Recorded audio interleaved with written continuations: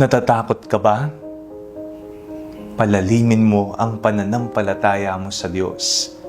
Ako po si Father Fiel Pareha at ito po ang ating segment, ang Daily Devotion, na kung saan tayo po ay magdarasal, magbabasa at magninilay kasama ng salita ng Diyos sa buong taon. Manalangin tayo.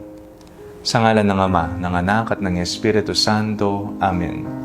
Halina, banal na Espiritu, liwanagan mo ang aming puso at isip, nang maunawaan at may sa buhay namin ang iyong salita. Amen. Our Bible passage for today is from the Gospel of St. Matthew chapter 1, verses 18 to 25, and I read it for you.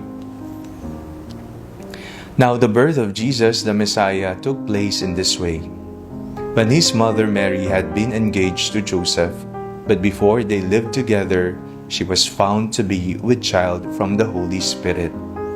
Her husband Joseph, being a righteous man and unwilling to expose her to public disgrace, planned to dismiss her quietly. But just when he had resolved to do this, an angel of the Lord appeared to him in a dream and said, "Joseph, son of David, do not be afraid to take Mary as your wife, for the child conceived in her is from the Holy Spirit. She will bear a son, and you are to name him Jesus, for he will save his people from their sins." All these took place to fulfill what had been spoken by the Lord through the prophet. "Look, the virgin shall conceive and bear a son, and they shall name him Emmanuel," which means God is with us. When Joseph awoke from sleep, he did as the angel of the Lord commanded him. He took her as his wife, but had no marital relations with her until she had borne a son, and he named him Jesus. Malapit na po ang Pasko. At ngayong araw na ito, binigyan tayo ng buod ng kung ano ang mangyayari o nangyari noong unang Pasko. May dalawang taong involved dito, si Jose at si Maria. Si Jose, sa kanyang panaginip, nagpakita ang anghel. At dahil nga merong alinlangan sa kanyang puso, gusto sana niyang iwanan na si Maria.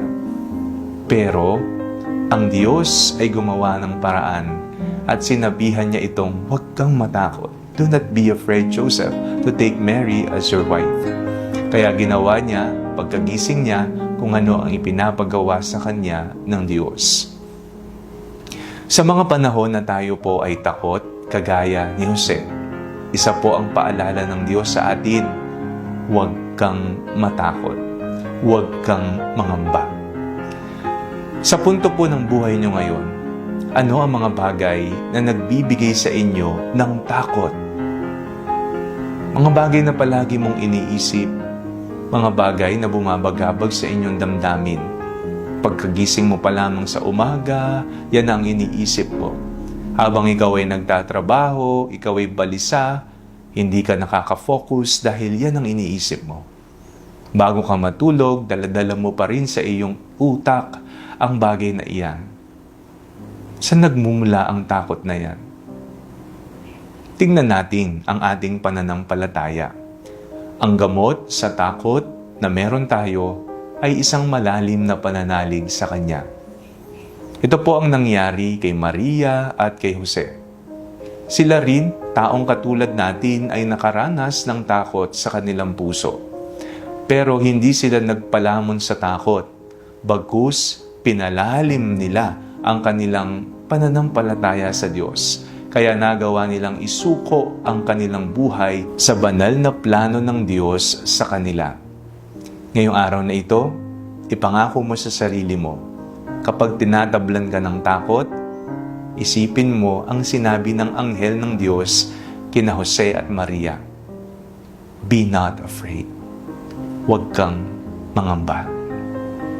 Manalangin tayo. Panginoong Jesus, maraming salamat po sa kasiguraduhan na nariyan ka, isa kang Emmanuel, kasama namin sa mga panahon na kami ay takot na sa buhay.